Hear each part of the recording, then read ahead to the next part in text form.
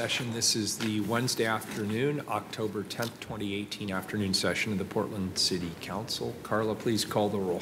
Udaley. Here. Fritz. Here. Fish. Here. Saltzman. Wheeler. Here. Hi. Welcome to the Portland City Council. The City Council represents all Portlanders and meets to do the city's business.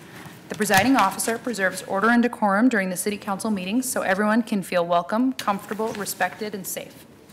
To participate in council meetings, you may sign up in advance with the council clerk's office for communications to speak briefly about any subject. You may also sign up for public testimony on resolutions or first readings of ordinances. Your testimony should address the matter being considered at the time. When testifying, please state your name for the record. Your address is not necessary. Please disclose if you are a lobbyist. If you are representing an organization, please identify it.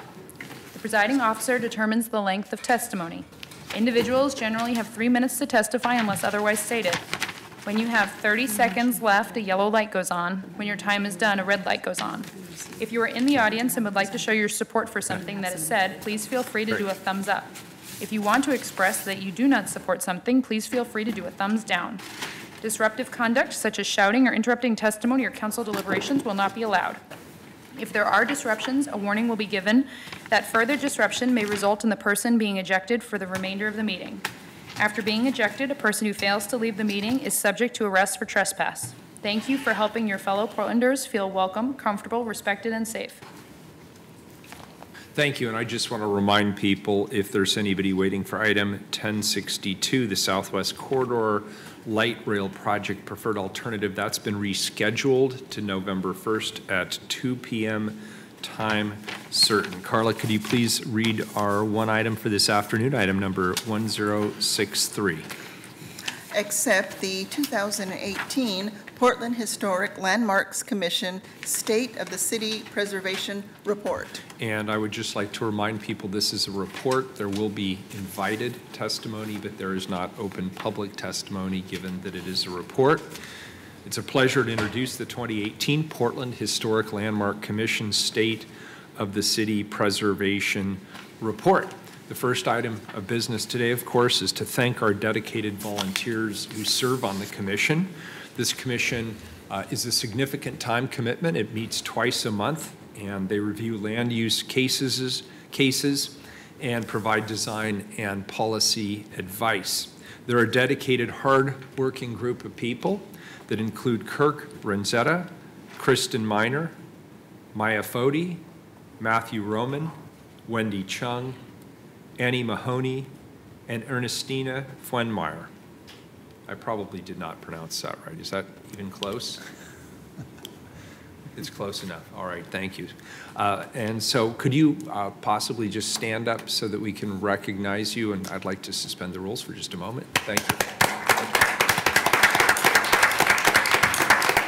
Thank you all for your service. I also understand that former Commission Chair Renzetta, who will be presenting today, recently retired after 8 years of service on this commission, and I want to acknowledge his dedication to the city. This commission will be presenting their 7th report before the City Council, but they've been operating in the city of Portland since about 1969, providing leadership and expertise on maintaining and enhancing Portland's historic and architectural heritage.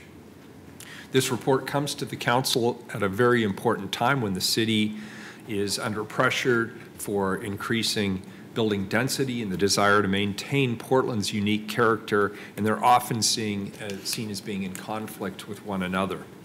These neighborhoods deserve the appropriate protection and predictability of quality infill that meets our density goals and inevitable growth while also meeting our goals for historic preservation.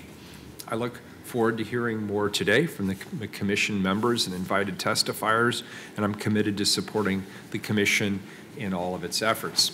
Former Commission Chair Kirk Renzetta and newly appointed Chair Kristen Miner, if you want to come forward, I believe you are going to kick off our presentation. Thank you for being here. Thank you, Commissioners, for the opportunity to present the 2018 State of the City report for the Portland Historic Landmarks Commission. I am the outgoing chair, and Kristen Miner, who I hope will be here in a few minutes, is going to be the presiding chair for hopefully the very long future of the commission. And oh, here she is right now. Just Perfect timing. That's right. Welcome.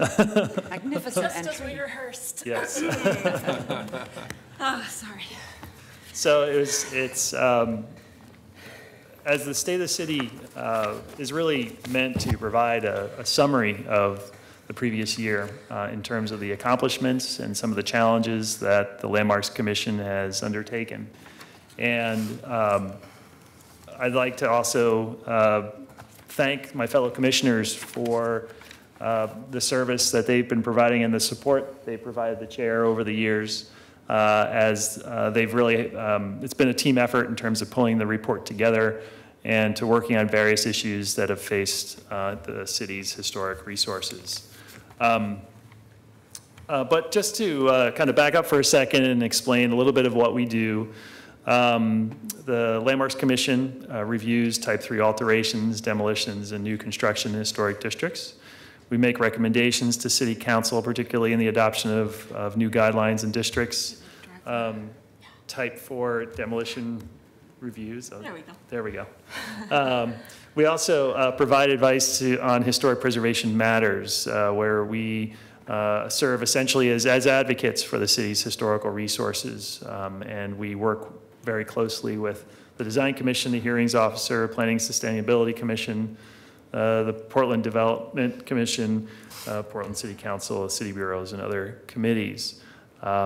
We also assist in establishing or removing or recommend local landmark designations. We also review National Register nominations to forward on to the State Advisory Commission.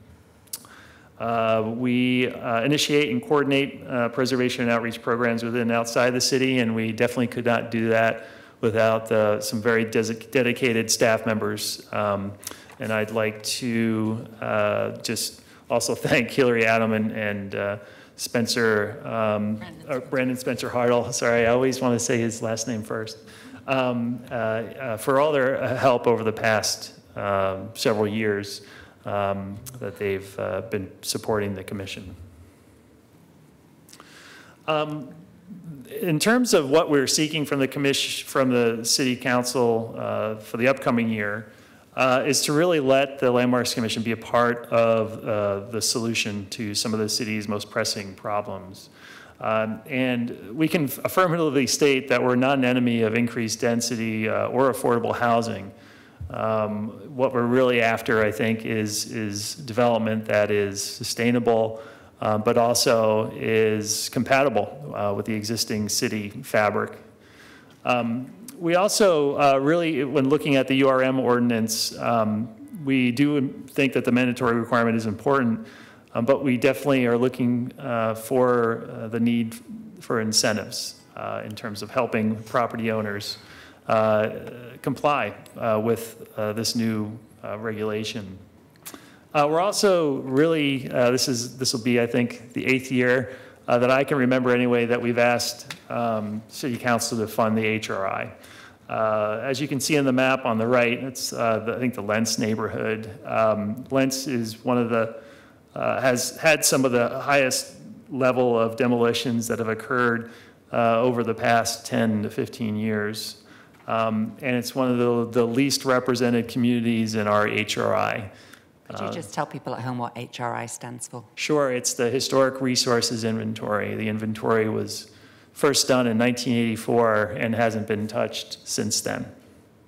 So it's approaching over 30 years old that the city is essentially making planning decisions on data that is ancient in some ways. It's historical in and of itself. We're also asking to really have City Council's backing when we really try to serve as advocates for Portland's unique places. We see that the residential infill project, and what's BHPD? Better housing by design. Thank you. I forget all the acronyms. Can and should allow for new development to reflect, but it should reflect the existing character in which it's built. Our main priority is to encourage rehabilitation and adaptive reuse of the existing built fabric. We find that there's significant value and affordability in resources that we already have. I'm going to just briefly talk a little bit about what we've accomplished in this past year as a commission and as staff. I'm including them as well. So advocacy recommendations, and those go to all sorts of legislative projects. We have held 21 public hearings, and that includes type 3s, some appeals, nominations, et cetera. And staff also performed 54 type 1s, 40 type 1Xs, and 93 type 3s. We all participate in various subcommittees, so those are doing sort of work to forward various legislative projects typically, or to serve on other bodies that might be making decisions for the city. We collaborate with the Design Commission in reviews, sometimes sitting together up at the dais and sometimes just providing recommendations to each other in writing. We also provide advice and input on various bureau or agency projects, and that includes like the upcoming Southwest Corridor Transit Project, which is going to be really exciting, and we'll take some careful look from all sorts of bodies, including ours. And the Burnside Bridge project, which we actually saw just on a couple hearings ago. And then we also do work with various bodies outside of the city, such as collaborating with U of O to create a studio for graduate students in architecture, looking at work in a historic district. So there's a couple of projects I really wanted to highlight for you. One of those is the project at the top here by Allied Works. This is a replacement for a historic building on Northwest 23rd that you might recall was impacted severely by that gas explosion. And this building had a very easy path to approval. And the reason is that it fits into its context very well. And I'd like you to kind of note its relatively contemporary design. But the reason it fits into its context so well is that it has a very ordered expression on its facade. It uses extremely high quality materials and detailing, and it celebrates the street level, much as the historic buildings in this district do. And then the project below it is a project not in our purview at all. And I'm highlighting this just because we also serve as advocates and try to connect people to make projects like this happen when we can. This is an internal conversion to a multi-unit project. I have to say not a lot of neighborhoods can scrape together the funding to save this from the wrecking ball, which is what happened in this case. But we would love to see more incentives overall to allow projects like this to happen. In the coming year, the Commission has talked about having several overarching priorities and goals.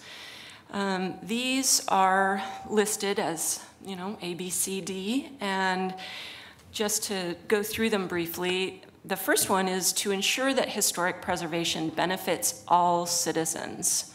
And we really need to recognize and protect important places for various communities that live in Portland. And by important places, that doesn't mean the most richly detailed or the most beautiful even of buildings. It means the places that are important to communities. So we need to look at what is most vulnerable because those are being lost. And by citizens, you mean people who live in the city, right? Rather I than do. Yes. those who are eligible to vote. Exactly, thank you. The second one is to really engage with our community, to reach out to listen, and also, conversely, to educate. There seem to be some myths about preservation, but conversely, we can always learn about what developers are up against. We'd like to be part of those conversations. Next is to advocate, again, for local and state incentives. We need to support rehabilitation and adaptive reuse in order to save buildings. And we keep saying preservation is important for sustainability, for quality of life, but sometimes buildings really have to adapt in order to be saved, and we are behind that 100%. And then finally, really supporting Portland's unique places. In many cases, developer-driven and development-driven solutions by themselves are not working. The photograph at the bottom here is a fairly typical scene of a new single-family residence, which replaced a much smaller one in its original location.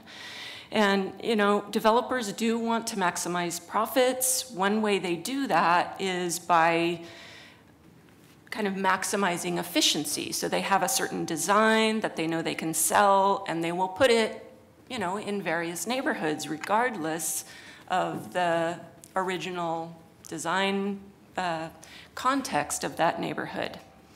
I also want to note that the average house size has increased by over 1,000 square feet since 1972, and probably more since before that, but that's when they first started keeping track of that number in the census. In our report, we looked at 4 facets of livability and affordability. So I'm just going to go through these 4 very quickly for you. The first one is by preserving historic multifamily housing. We support sustainability. We support affordability and economic diversity.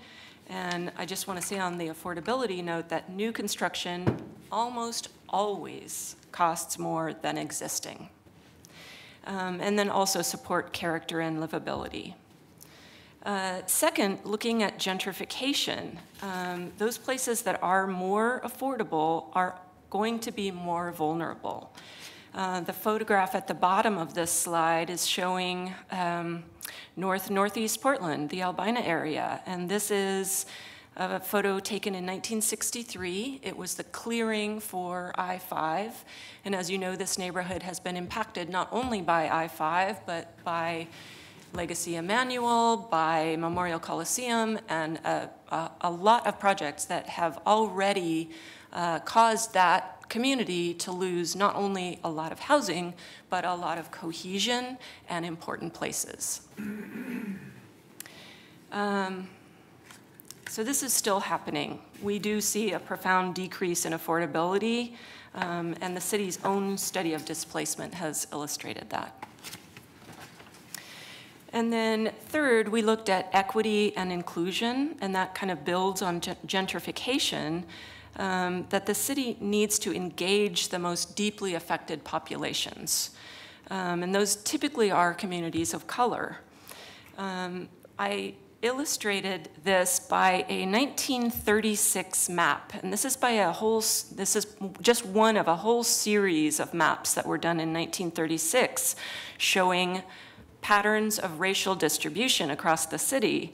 And as kind of horrifying as that is to notice that, you know, the city spent time actually mapping where racial distributions occurred in the city, at the same time, we can go back and look at some of those maps and say, how were these populations affected, and how can we find those places that are still being lost, that we don't know about, and engage those communities to help us? Let's see. The photograph at the bottom is, it's from the internal conversion study that the city did, I believe, just 2 years ago. So historic preservation can increase density. There are barriers to that, but there are ways that we can overcome that. And historically, many large houses across the city were rooming houses or boarding houses. It's been done before, and we can do it again.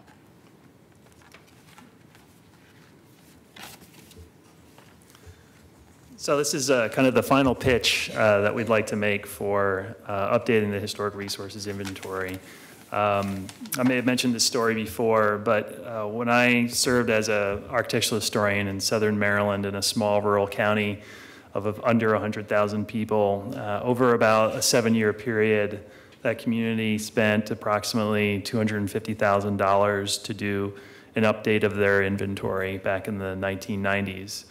And ever since then, I think that community has harnessed its history to the greatest extent as you possibly could. It was a community undergoing change. The population increased by almost 100%. They felt that the agricultural component of the community was being undermined by the tobacco buyout. And so it too was a community that was facing quite a significant amount of change in terms of character, in terms of the people who were there and everything.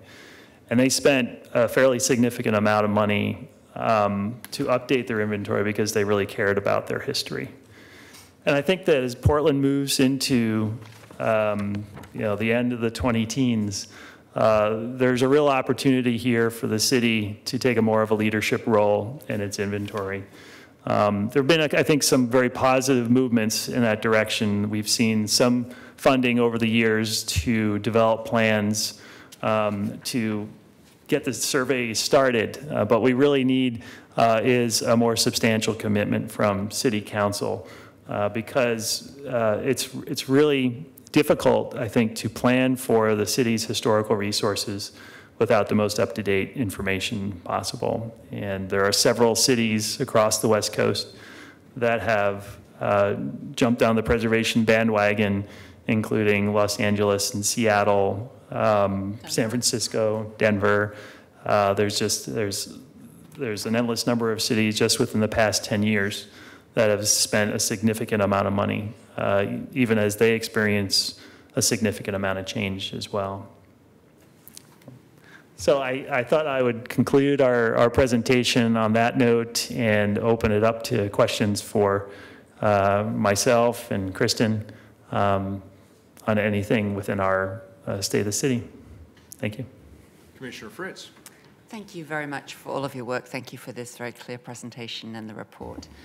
You caught my attention in many places. And particularly throughout the report, the emphasis on equity and who pays, who benefits, who's burdened, and who particularly needs attention at this time. I really applaud the way that you presented that as well as the thinking on that. The question I have, though, is on the Southwest Corridor, and I'm wondering how much assessment have you done? I know one property owner that wrote to me and said that they had a historic property that might be impacted by the Barber alignment. Did you look at, what did you do on the Southwest Corridor? We've had 2 briefings so far. It's such a large project that, it needs to go, it needs to be seen by pretty much everyone in the city of Portland and further out than that even. So the process isn't quickly moving, but they have identified, and there's a sort of a table of properties that would be affected under various scenarios. And so they're still deciding on, which exact route they're going to be looking at. And part of that equation has to do with the number of affected historic properties, but there's also many other factors that come into play. So we have seen a preliminary list, but we don't yet know which properties for sure are going to be affected. And you haven't given any advice on this route would be better than that route based on the identified historic properties, is that correct? We have given advice based on, the least number of historic properties affected, but we also acknowledge that there are many other factors. Plus the inventory is out of date, so we're not quite sure as yet. If you could forward to me, if staff could forward to me the recommendation on the Southwest Corridor, we're going to be hearing that now on November 1st, and I do appreciate your advice. Thank you. Great, thanks. Commissioner Fish. First of all, thank you for an outstanding report and PowerPoint. And a couple questions. First, the historic resource inventory update ask. the $80,000 would go to whom to do what? I might need to bring Brandon Spencer Hartle, if he's willing to speak about that just a little bit. But the 80,000 ask was from the last Right. fiscal cycle. So I'm not sure that even would be the ask for Might be more. this coming year. Does it, are you contemplating it going to the Bureau of Development Services or to some third party? Or to your commission? No, it definitely wouldn't be for our commission. It would be for the Bureau of Planning and Sustainability. I see. So I'm sorry. Okay, that makes sense. And I think actually we owe it to you this year to take action on that request. And Thank You're you. lucky. I'll just speak for myself. I think you made a persuasive case. And what we'll be looking for when we get our first numbers from the budget office is how much of that one-time money do we have? Because this is a classic one-time ask. And so I appreciate you framing that. You know, I was looking at your report, and it has beautiful pictures in it, and you have the project of the year. And I'm constantly being accused by my children of being clueless and missing things and growing old not gracefully. And I was looking at this picture, and I thought, I cannot believe this is my neighborhood, and I have not ever taken in this beautiful building. And then I was relieved to see that it hasn't actually been built.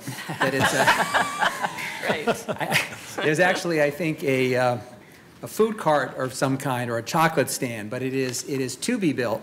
And I agree with you. I think Allied Works does superb work.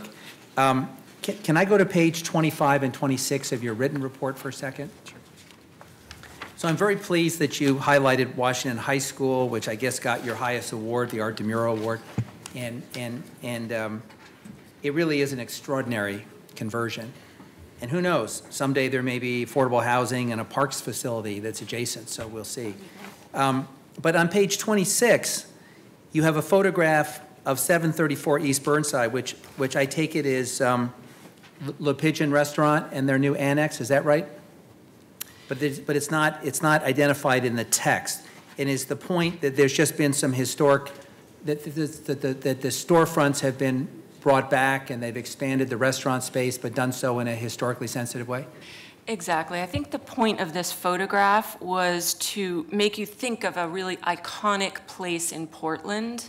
And certainly all of those insets along Burnside, where you have the arcaded facades, that is something that is unique in Portland. And so it's just an example of historic preservation and how we need to save those unique places. And finally, I want to say that in your narrative on the URM, the unreinforced masonry ordinance, which will potentially come back to us in a year. And as you know, the council is very unsettled on this. I think I know where the trade winds are blowing, but I appreciate the analysis, and I appreciate this idea of admonishing us or challenging us to think about ways of incentivizing conversions, not demolitions.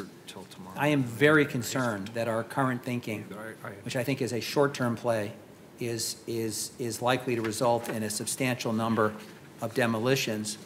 At the very least, I think our policies are going to make it extremely difficult for people to refinance their properties, to get the money out they need to make improvements. And I think over time, they could lead to demolitions. And I've been very clear on the record that I can't support that approach. So we'll be looking, as I guess you're the incoming chair, so we'll, in the next year, when this comes back to us following more staff work, I think it's very important that you're at the table helping us understand with people like Walt, who submitted testimony that is superb, very helpful. It's going right in my URM file. In terms of the necessity of having the right mix on incentives.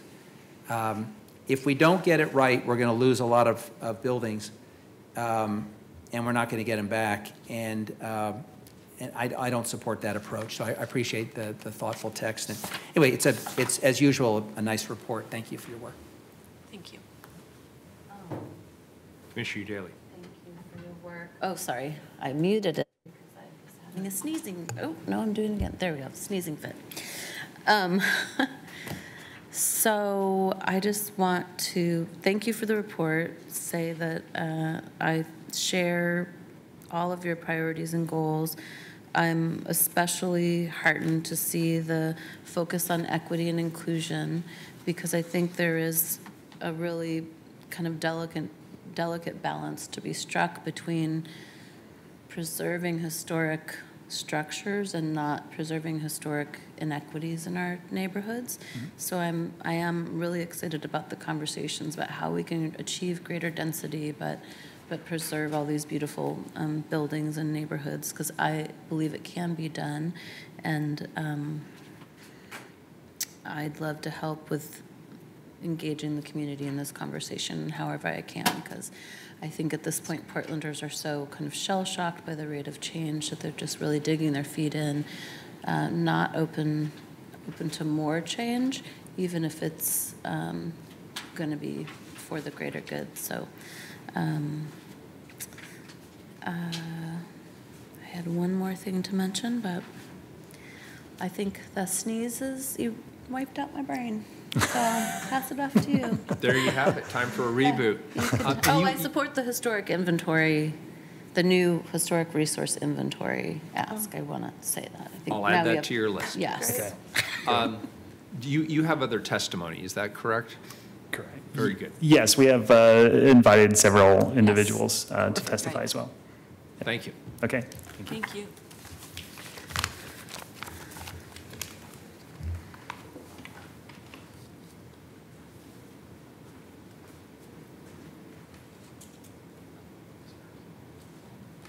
So who's next? Stand up. I'll go.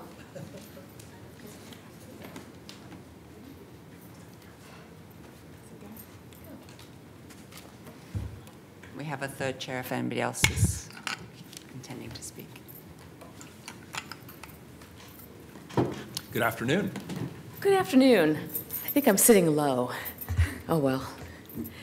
I'm Peggy Moretti. I am here representing Restore Oregon and was very honored to be invited to share some thoughts. On behalf of the members and volunteers and board of directors of Restore Oregon, I'm urging the City Council to thoroughly digest and act upon this incredibly thorough and spot-on State of the City report by the Landmarks Commission. This is really an extraordinarily in-depth effort by a group of volunteers who have very busy professional lives, and I think we're all in their debt. Restore Oregon agrees with everything that this report says, and we note that it's longer and more detailed than in past years because to many of us it appears the city is backing away from its responsibility to steward the historic fabric that makes Portland, Portland. Recent evidence that has been concerning to us is found in the refusal to provide even the token funding for the Historic Resources Inventory in the last budget, the contradiction of city policy and public process surrounding the last-minute spot zoning of incompatible heights in Japantown, Chinatown Historic District, and the outsized influence of developers in the Central City Plan. As Portland wrestles to grow without sprawling and to increase the amount of affordable housing, I just want to seize this opportunity to reiterate that preservation and density do indeed go hand in hand. I think you all know and have heard us say many, many times that historic neighborhoods are already dense and can be made even more so. The key is compatibility and incentives for retention of the existing buildings. We also believe that preservation is essential to the war on homelessness. Historic buildings are a major source of affordable housing. Just ask organizations like Innovative Housing, Inc. and the Central City Concern, among others, who have adapted historic buildings for that very purpose. And I would just say very succinctly, the most affordable home is the one already standing. What city has ever built their way to affordability while demolishing hundreds of modest-priced homes and replacing them with more expensive ones? If unfettered market rate building actually reduced prices, then the San Francisco Bay Area's average home price wouldn't be well north of $1 million. Portland's historic buildings are a multi-billion-dollar asset, embodying our identity, culture, struggles, and aspirations, providing housing, incubating businesses, and attracting tourism. If only we knew where they all were. Like a shopkeeper who has only a vague idea of the inventory in his warehouse, Portland has only a vague idea of our historic assets. So how can we manage and make effective decisions about them? There's no excuse why a city of our stature should not make a modest annual investment of $80,000 to $100,000 to update our historic resources inventory. I want to acknowledge there's been a lot of pushback recently about neighborhoods that are seeking historic designation. This has little to do with exclusivity and everything to do with people grasping for the only tool at their disposal to thwart an ongoing demolition epidemic that is chewing up their neighborhood character and making it more expensive. There's also been an uproar over the loss of iconic buildings like the United Workman Temple and Lotus Cafe with no public process or public voice in it. Both scenarios point out that Oregon's process for historic designation and protection is broken and completely out of sync with the rest of the United States. Restore Oregon is working with a coalition of organizations to bring forward legislation in the 2019 session that would change that. By instituting a more transparent, democratic, flexible, and locally driven process for historic designation and protection, and by passing a state tax credit for rehabilitation and seismic upgrades that would incentivize more preservation. We look forward to sharing our legislative concept in the very near future, and I hope that we will have the city's support. Restore Oregon appreciates the complex problems Council is dealing with. We really do. And it may be tempting to brush aside preservation of our historic places as a lower priority. But these places matter a great deal to our cultural, economic, and environmental health. Once they're gone, they are gone forever. So I would just like to close by repeating again, the most affordable home is the one already standing. The most affordable home is the one already standing. Thank you. Thank you. Thank you, Commissioners. My name is Jessica Ingeman, and I'm a former Landmarks Commissioner, and I'm here to show my support for the wonderful report that was put out this year. Specifically, I wanted to talk to the point of incentives and the great need for incentives that we have. Several of you I know knew my longtime mentor, Art DeMuro. I've worked for Venerable Properties for 15 years. I live and breathe incentives. Most of my time is spent working with other developers and owners, helping them find ways to make historic preservation projects happen. And it is not easy. It's not easy to reuse old buildings. It's not easy to reuse old buildings in Portland. I know that there are other jurisdictions that are difficult, but it is difficult here in particular. I consult in Vancouver, I consult in Redmond, I consult in Salem, and my most challenging projects are here in Portland. There are also a lot of projects that come before me that don't actually ever happen. And I also know this firsthand, working for a developer, that there are projects that we just can't make happen because they don't pencil, because we don't have the tools that we need, because the land values are too high, because the tenants can't afford to pay the rent that would be required to justify the code-required upgrades to those buildings, the seismic upgrades, the other life safety upgrades. And so I can say with a great amount of experience how much we need a better toolkit of incentives. And I think that that really starts with something that would be at the state level, whether that's a state level historic tax credit, whether that's a URM tax credit, whether it's tied to true designation or not. We need something that really helps in a meaningful way start to make the pro forma make more sense for these projects. There is, of course, a 20% historic tax credit at the federal level that was weakened with the last Tax Reform Act. It's still there. Projects are still using it. Oregon, we should be leveraging the value of that federal tax credit with a state tax credit. So that would be certainly the first priority. I I think we also need better zoning incentives. We have some zoning incentives, and I believe there actually might be something in the works that makes this process a bit easier, but we need the flexibility to reuse historic buildings, and we need to be able to do so without an onerous multi-step land use process. I have several clients that are contemplating becoming a local landmark, then going through a second type 3 review to use a preservation incentive, and then having to go through yet another land use review for their design alterations. Many months, many thousands of dollars. We need to make conversions easier. We should look for ways where do historic fourplexes really need to use the commercial building code that is so onerous. I have a client whose project was nearly stalled out because of the cost increases that came with having to comply with the commercial building code for a fourplex. We need a more predictable and streamlined FAR transfer process. And ideally, we would really like to have more building code flexibility. In other jurisdictions, the code official can make exceptions, reasonable exceptions to historic buildings to balance retention of fabric with making important code upgrades.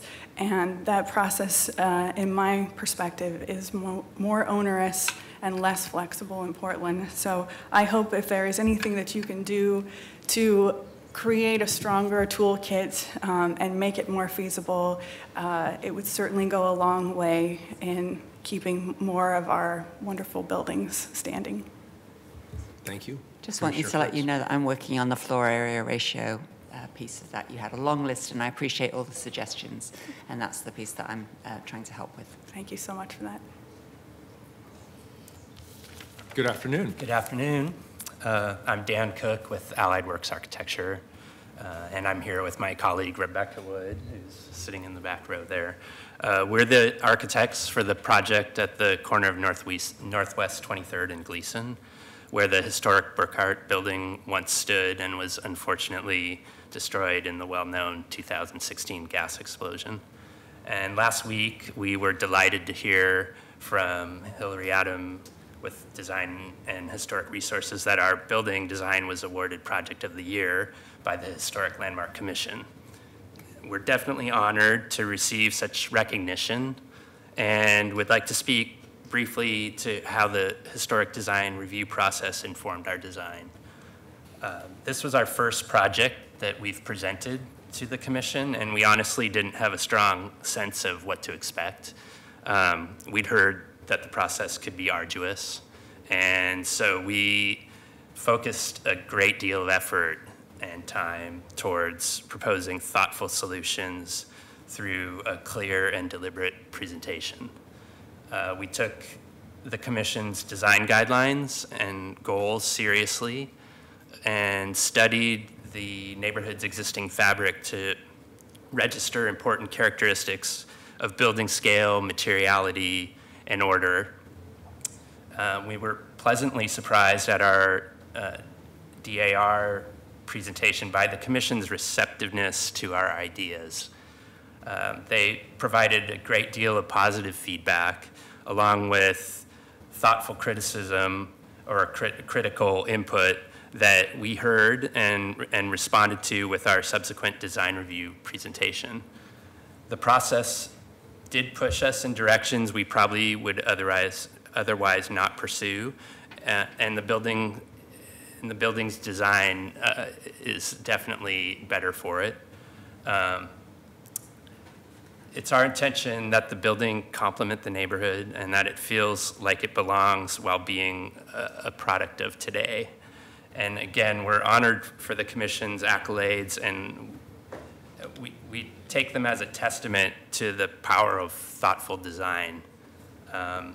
Upon its completion, we hope that this building proves out our deliberate choices and does all that it can to heal this prominent corner of our city and become a true asset to its northwest neighbors. Thank you. Thank you. Appreciate it. And do we have one more person who's part of the panel? Is that correct? Yes. Very good. Thank you. And while that individual is coming up, just a couple of quick announcements. Item 1065, the Design Commission 2017 State of the City Design Report, which was scheduled for tomorrow afternoon, Thursday afternoon, has been rescheduled to October 17th at 2 p.m. time certain. Item 1066, the Latinx Heritage Month Proclamation, which was scheduled for tomorrow afternoon as well. That has also been scheduled, rescheduled to October 17th at 3 p.m. time certain. Thank you. Good afternoon, sir. Welcome. Walt McMoney's. I'm not sitting in that chair. Last week I ended up on the floor. I stupidly pulled the wrong lever. Anyway, hopefully I rise above my past problems.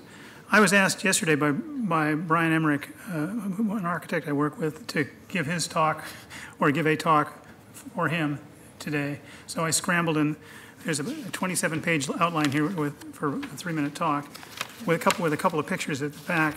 If you've got those, the pictures are of the first one is of the Trinity Place Apartments, which we've done a full seismic upgrade on, pretty much close to life safety. And I'm very proud of that building, and we managed to do it for only $1.1 million. And behind that is a picture of my grandfather's store in what was called the Ladd Block in 1884.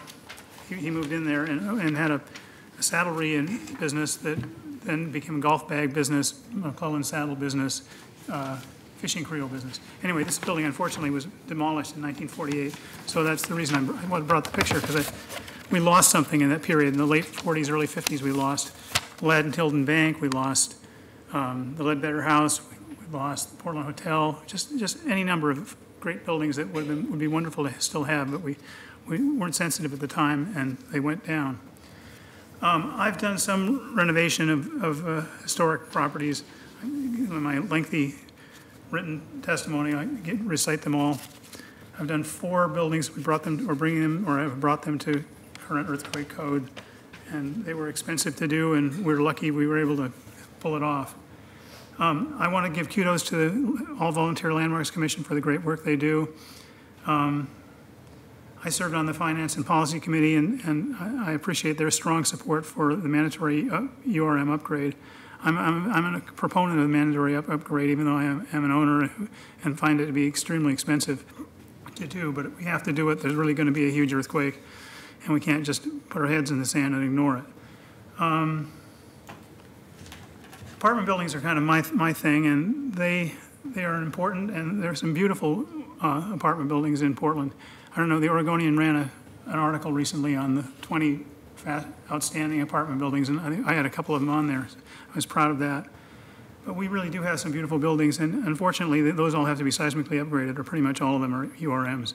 So that's going to be an enormous cost, and some of those buildings hopefully don't get demolished, but because they're so beautiful, I think that probably the chances are they will be preserved by someone, if not the current owner. In terms of financial assistance, and I balk at the word incentive. To me, incentive is giving a polar bear a side of salmon and saying, why don't you go over to that side of your cage? These aren't incentives. These are essential financing assistance that's needed by these buildings. They aren't trivial. I mean, again, some people don't take incentives to be a non-pejorative term, but to me, incentive is something that kind of, gee, these people ought to do this anyway, but we'll give them an incentive to do it. People don't have the ability to do it themselves. They need the financial assistance that only the city and the state can give. You did a great job in passing SB 311 in the last legislative session, and that's the dollar-for-dollar reduction of property taxes for seismic work, which hopefully will get implemented. And we definitely need the historic renovation or seismic renovation tax credit at the state level. It works wonderfully. The federal one works wonderfully. It has been gutted a little bit, but it's still there, and it's an enormous incentive to someone like me to do a renovation. Again, with the mandate has to come down, but it is going to threaten some of the more marginal properties with demolition. And so, again, we need those quote incentives, close quote. The inventory is essential as well. The mid-century modern houses that we're all now thinking are wonderful were not even mentioned in the original inventory. I don't think there wasn't any furor about it. People didn't know they would even be valued. But they're completely absent, I think, from the inventory. things like that. And the inventory, there are many changes that have occurred to the buildings they did identify. They've either been renovated or they've been demolished or whatever. We need a current inventory. Well, that's pretty much my testimony, and thank you so much for putting up with me. Walt, do I have a question? Sure. First of all, thank you for your written testimony. It's very, very thoughtful, as usual. I'm just curious, you know, you have some of the most storied historic properties in the city, and yes, a couple of them were featured in that Oregonian profile. Yet you're able to keep your rents at some of them as low as $2 a square foot, excuse me, $2 a foot, versus new construction at $4.50 a foot or more. Correct. And I'm just curious, what's your formula? Well, my formula is buying that building for about $1 million and it's now worth about $13 million. So, you know, you're not getting a complete return on, it's really a $13 million property, which is what the county assessor says it is. It's real market value. If we were going to have a proper return on that value, we'd be charging rents that were twice as high as they are. But we need enough money to pay the bills and have a certain money come out every month for us. But we don't need, we probably couldn't rent the apartments for $4.50 a square foot anyway. But it's really the low basis in the property and the fact that there have been these tax incentives. I have a tremendous management company that does a wonderful job at getting things done for half the money people say they're going to cost. And that's not by cutting corners, it's by just approaching things in a different way and realizing that you can accomplish the same result with spending less money. Like, for instance, hardening and strengthening the perimeter walls of the Trinity Place apartments. We did what you guys did with the city at the train station and what the McMenamins did at Crystal Ballroom. They got oil drilling rigs and drilled the walls top to bottom and inserted rebar and concrete into those holes. So now you have a stiff load-bearing wall that's resistant to lateral force. But that's not this kind of standard by-the-book engineering approach. It's to some extent cutting edge. But again, the city is the one who implemented it at Union Station, so it's to your credit that you did. It worked really well there. Thank you very much. Thanks for coming in. Sure. We appreciate it. As always, thank you. Very good. That completes our testimony. Any further discussion, or I'll entertain a motion? Mayor, I move to accept the report. Commissioner Fish moves the report. Yes? Mayor Miller, I'm sorry to interrupt. I actually called the city yesterday with an interest in giving testimony, and I didn't hear back. So I work full-time, and I made time to be here, and I do not have time to come another week. Would you be willing to give me 5 minutes, 10 minutes max? I'm a 20-year Then you have to open up to No, everyone. I'm sorry we can't, but I will do this. Is it possible that you have your remarks written down? And if not, I would be happy to meet with you right after this meeting, and I'll hear what you have to say. Down on a legal pad, I don't really think you want me to submit that. Your handwriting couldn't be any worse than mine, but why don't we do that? I'll be happy to sit down with you, and if one other of my colleagues, we can't have more than... Fritz or Commissioner Fish or Commissioner Daly want to be there with me, that's fine. Perfect. I'm not comfortable doing it alone. Okay, I've made the offer, and But you can... it's also a public forum, so we're taking more time to discuss It's- it than we would be if I just... I understand, but this is a report, so we have explicitly through legislation requested that this commission come back and present to us on a regular basis. It's not really a question that's open for public discussion. This is a mandate. Okay, and I'm the presiding officer, and I've told you what I've decided to do. We So have who a motion seconded? and a second. Udaly seconded. Please call the roll.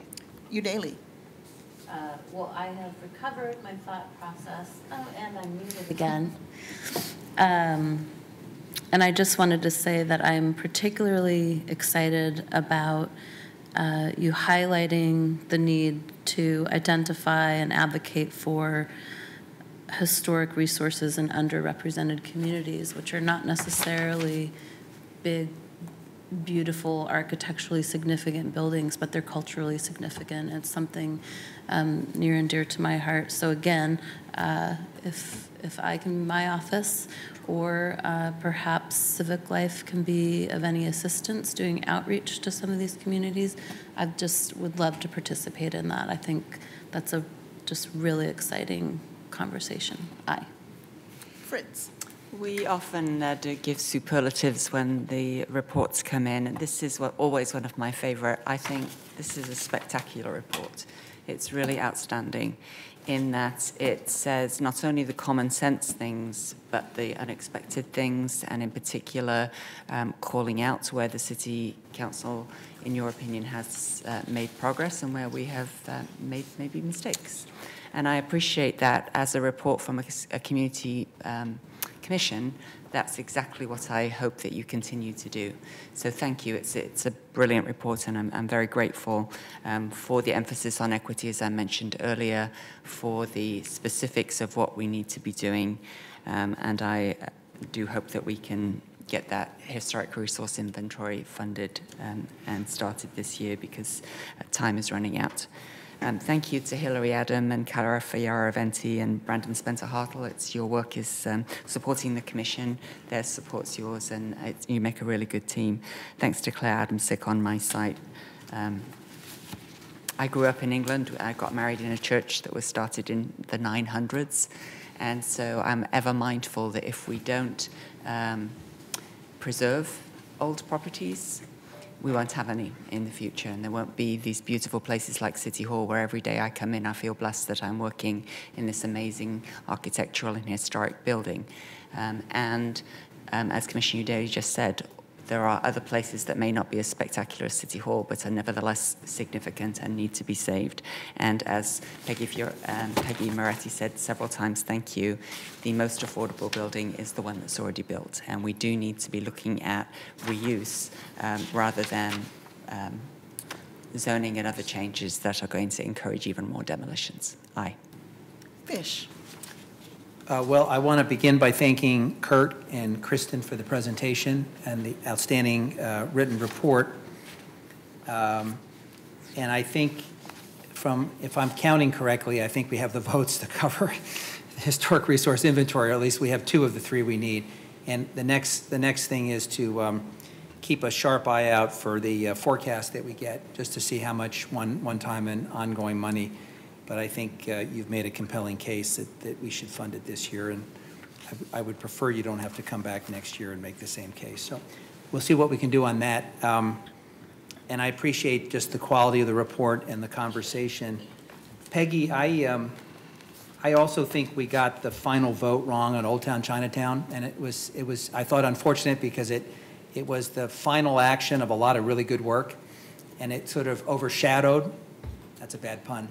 But it had the effect of displacing the moment, where I thought a lot of good work had gone into the other things we took up. But I regretted that vote. I voted against it, and I thought we made a mistake. We do that from time to time, but it's a democracy, and reasonable people can agree and disagree.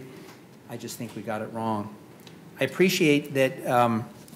That both you and the Landmarks Commission will stay involved in the URM discussion.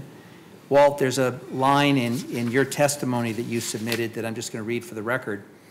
You say, quote, "I have been able to do voluntary seismic retrofits without enormous difficulty," and you've explained why, both in terms of your background, your experience, the financial strength of your buildings, and your cash flow. But you go on to say, "The same cannot be said of small mom and pop owners who often lack financial experience or access lenders. They need targeted assistance." And I completely concur in that. And unless we come up with the right package of targeted assistance, I don't think it's fair to put mom and pop owners in a situation where their only recourse is to sell. So we have a lot of work to do in the next year.